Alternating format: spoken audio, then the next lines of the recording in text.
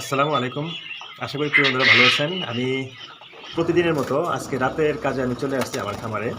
তো দেখেন আসলে এই কাজগুলো আমি নিজের হাতে করি। না করলে আমার কাছে অনেক ভালো লাগে না।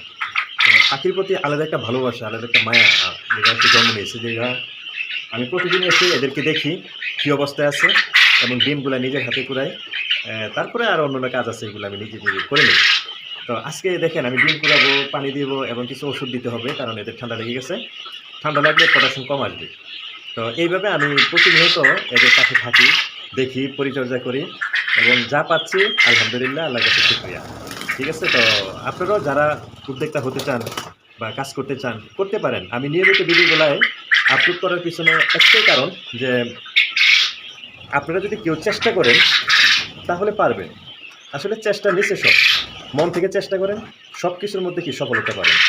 ঠিক আছে? আর এটা থেকে আল্লাহ আমাকে যা দিচ্ছে আল্লাহর কাছে হাজার শুকরিয়া।